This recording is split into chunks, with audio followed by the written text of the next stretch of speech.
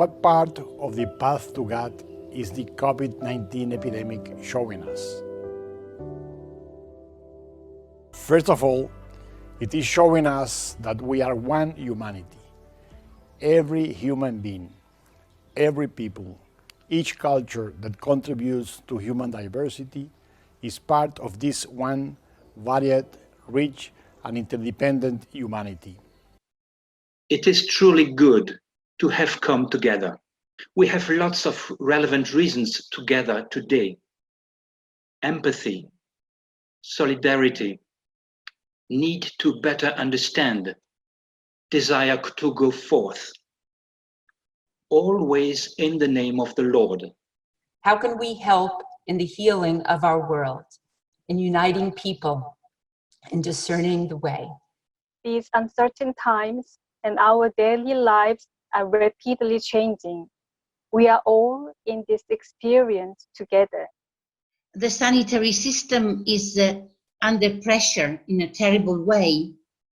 But of course, where there are hardships, there are also many examples and situations of generosity, of commitment, of love, of competence, of course. And so it is really a mixed situation. It is a time of reflection, reading, focusing on the essential. I am a doctor of intensive care unit and I work in two hospitals in Madrid. And the current situation in Madrid is that hospitals are totally collapsed and the ICUs have been multiplied their beds +3 or +4. But the problem is that not always all the patients have beds in the ICU.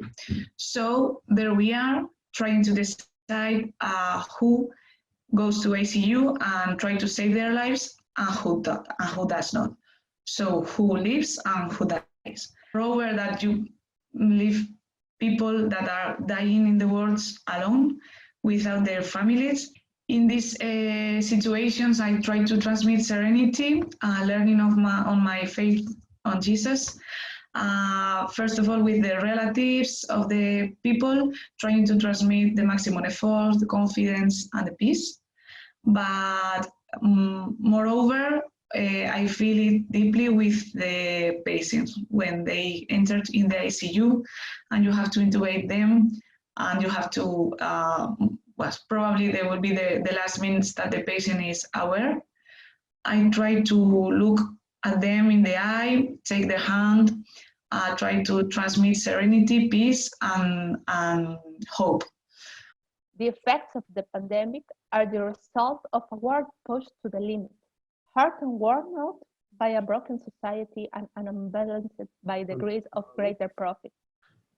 As a result, there will be a deep crisis, which will affect the poorest and the most marginalized in society, and most likely small entrepreneurs as well. From the desolation that other than what other guys have spoken about, there's a lack of information for us in Kenya about the disease. We see people still not sure about the impact or the implication, the effect of the disease. We should embrace this isolation to live our spiritual retreat, listen to the Holy Spirit directives, and be ready to be sent in a new mission.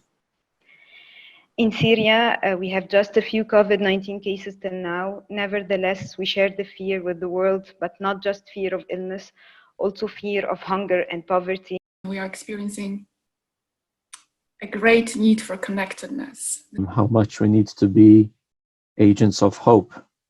As we feel the pain of our brothers and sisters around the world, we experience in a very real way the suffering of Christ. Our under the tent experience in Buenos Aires, calling us to deepen, share, and go forth, is seemingly taking shape, calling us to serve, telling our story in new ways, embracing our own fragility, knowing we are strong in the Lord. How can we be signs of hope? How can we be agents of love? In these times of desolation, setting up real economical and care solidarity structures. We are embracing the cross of Christ, yes, and we are going to cross this time. Maybe the most structural, urgent need is the discernment.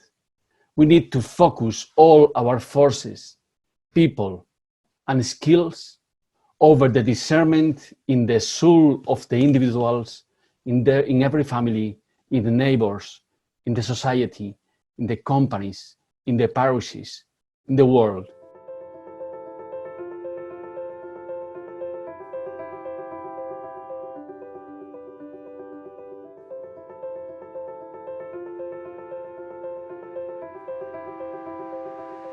We really thank God for this beautiful gathering. But we know that Jesus is with us on the boat. Signore, benedici il Lord, mondo. Dona bless the salute ai world. corpi, Give conforto health ai to our cuori. bodies and comfort our hearts.